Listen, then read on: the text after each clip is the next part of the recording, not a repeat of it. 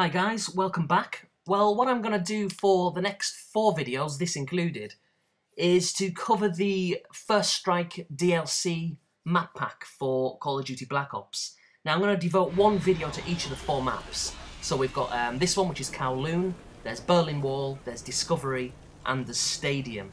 Now, I'm not going to cover every single map in Black Ops, so don't worry about that, or I don't intend to. Maybe eventually I might.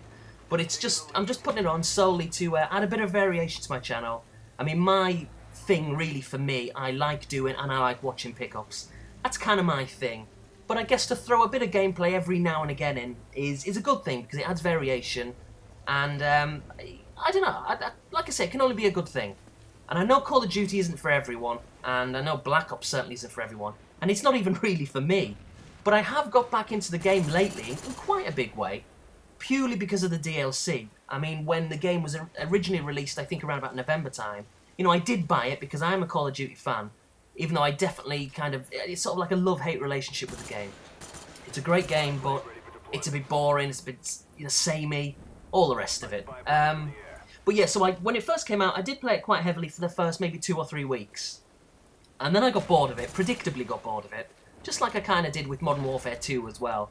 The novelty really wore off after, 2 or 3 weeks. It was just the same thing, going on the same maps, running to the same corners or the same places, putting down claymores, using red dot sights, and the usual thing. And there's only so many times you can do it before you think, Christ, man, this is boring. And so I left Black Ops alone for probably around about early December up until around about the 1st of February, which is when the DLC came out. Now, I've got to be honest, I'm, just over 2 weeks into the DLC now, and I'm starting to get a little bit bored with it. So I thought if ever I'm going to cover this game, now is possibly the best time to do it. With playing it quite a lot as I have been. And I have been very specific about 4 gameplay features that I've put on here. I've done pretty well in all of them, but that's kind of obvious. Why would I put on a video when I went like 3 and 16. That's clearly, I'm not going to do that. That would just be ridiculous. Although I quite clearly got off to a pretty awful start on this particular game here. But I end up doing quite well.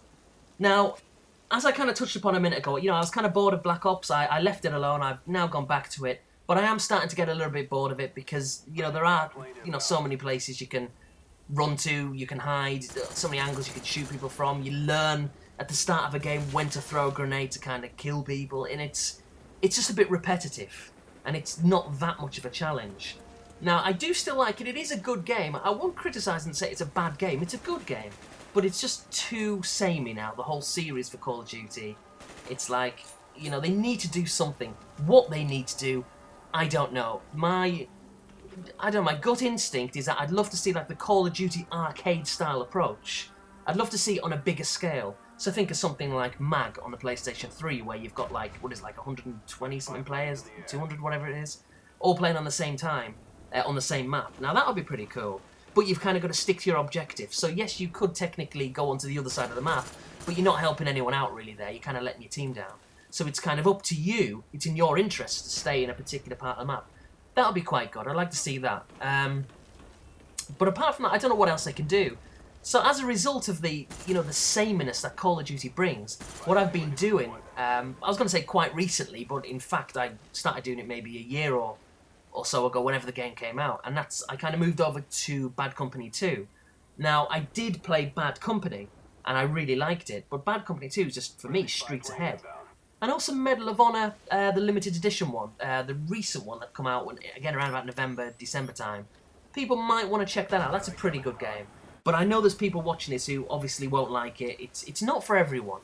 It offers a different style of gameplay, but it's a nice alternative to have. So anyway, I've kind of done enough rabbiting on about anything other than this particular map. Now this map is called Kowloon, which is based, I believe, somewhere in China, according to my ever-reliable Wikipedia source, which is probably unreliable now. I'll probably find out it's Japan, but apparently it's China.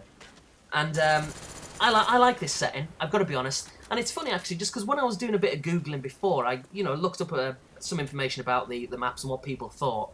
And from the particular thread that I was reading, and you can't gauge everyone's opinion just because this one person sort of said this, but this person had said something on this article that Kowloon is quickly becoming, I can't remember the exact phrase, but something like quickly becoming the least favourite map since whatever it was in a previous game. Maybe something like, Chinatown.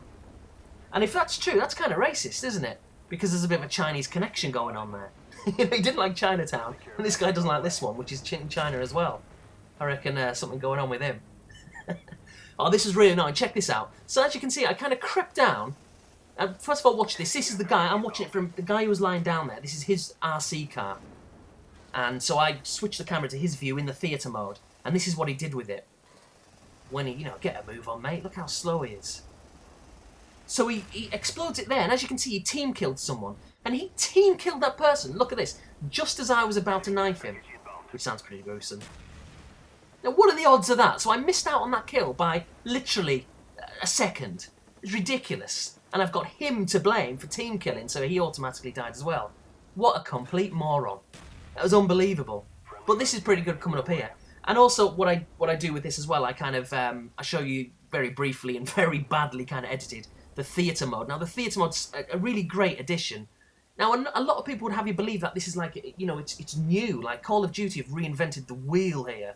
And they haven't. You know, the theatre mode was in, it was in Far Cry 2. I think, I'm sure it was in Far Cry 2. Maybe I'm making that up. But it was definitely, obviously, in Halo 3 and Halo, what's the latest one? Reach. So, you know, that, for me, is where the original kind of theatre mode went in. But look at this guy lying here. And he shot him at point-blank range. You see a better view in a minute. Here he is, and he does like and this is really cool. Watch like the bullet holes go through this windows there, and he does his little break dance there. I should have put some like kind of Bee Gees music on, but I don't know. I thought that would be a bit too pretentious. I'm not sure.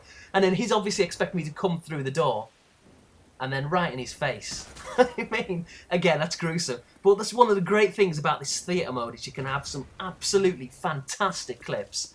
I mean, seriously, I could just spend hours and hours and hours watching it from either your perspective or somebody else's. And it's kind of really fascinating, I find it anyway fascinating, to look at like where people were, you know, when you were shooting someone else, or you know, if they hadn't kind of took that turn on the left, you wouldn't have got them, but they did, and just little funny things like that. I kind of find it interesting. So here I am at the top of a building, not really camping. Oh, this is ridiculous, watch this. As you can see, kind of got full health here, and then this happens. I think I've got the clip right. Once I decide I finally want to move. Oh, God, the suspense. Basically, what I'm going to do, any second now, I'm going to try and jump onto that wall. Here we go. And I miss it. But it's not a very big... See, I even take a run and jump. And then, how the hell does that happen? Who dies from falling 6 feet? It's complete nonsense. But anyway, you know, you just got to accept it. It happened. Get on with it. So, yeah, I should also talk about my gun as well. It's the FAMAS. Now, for a long, long time, I've used the FAMAS, and I'm used to it now. It's kind of bulky, but you really pack some weight when you're shooting. And for me, it's just a really good weapon of choice. I got the tag blur clan tag and my lucky number 7 on there.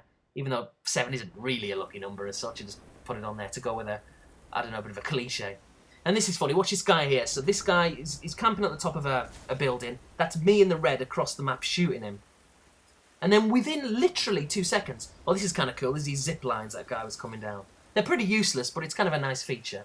There's one on the north and I think one on the south side of the map. But that guy there lying there on the screen, as soon as I shot him, he literally was respawned. And then you see his little face appear. And I shot him again. And I don't know if I do like a... Oh, I didn't actually show it. But he literally respawned where I kind of shot him. And he must have been furious, you know, for me to have got him twice within the space of a few seconds. But in saying that, what an idiot that guy is for going back there when he knew I was there. So that, you know, it's kind of, he's got himself to blame. What can I say? But this map, I actually do quite like it. Like I say before, I started to touch upon the fact that a lot of people don't like it, apparently. Not because it's Chinese, or I hope that's the reason why they don't like it.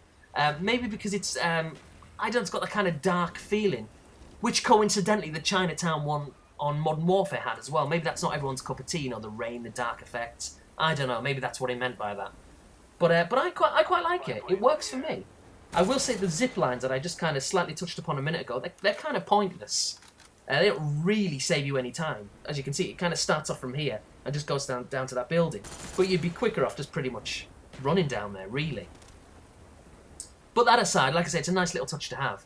So here what I'm doing is, admittedly, I am, you know, in inverted commas, camping, but I'm probably only around about 2 kills here from a Huey. So I'm thinking I don't want to do anything silly, you know, I want to get my couple of kills, and then I can bring in the chopper gunner. And what I've found is, these days, I'm kind of annoyed with myself if I don't get, like, the chopper gunner or a Huey or attack dogs or whatever it is. Because I've set myself a bit of a standard now, and it's solely, you know, down to playing the game a lot. You know, you get used to it, you know where people are going to be, you know where to go and where not to go. And as a result, I'm starting to get quite a lot of kills and doing really well for myself. So if I don't get, like, an 8 kill streak at least in a game, particularly a game like, and this is Hardcore Team Deathmatch, which is pretty much all I do. But if I don't get that, I'm kind of disappointed. So here we go with the Huey, like I say, and all your targets are pretty much highlighted in red. And I love the feel of this thing, you know, when you're really powering down, raining down the fire. And you really feel, for me, I just love it. I just wish it was just like a permanent weapon you could just have on there. It'd be amazing. And it causes some serious damage. To the point of, like, getting really annoyed when you're the one on the ground. In fact, check this guy out. Check his eye out. He's lost his eye, I think, there. But you can just see, like, the bullets flying everywhere. And that guy there, what was he doing? What a mentalist. For some reason, I don't know whether it's the pressure of me, like, firing. It's that same guy, that kind of mask face from before, I think, as well. Who I shot twice in the space of 2 seconds. So as you can see, like, the rain, the bullets are just firing down. And it's really hard to shoot this thing down. And I think this is, like, I got the last kill with this guy here to end the game. But I think, guys, this is pretty much the video coming to an end. I have literally rabbited on hardly anything about the map and just me talking nonsense. But like I say, I'm going to cover the other 3 maps, which is the Berlin Wall, I'm going to cover Discovery, and Stadium. And just to give you a bit of an insight, I'm sure you're all aware of them, but at the same time, to all the people who usually watch my channels, you know, please don't think I'm going to do Call of Duty all the time, because I'm just not. It's just not quite a one-off, I'd say, because I've kind of done it before. But, you know, everything in moderation's pretty good, right? So, I thought I'd do that. So anyway, guys, thanks for watching. And I do recommend getting it, you know, maybe when the price comes down, though, if you're not that bothered about it. Because the novelty does wear off. But it kind of is fun. So until next time, take care. See you later.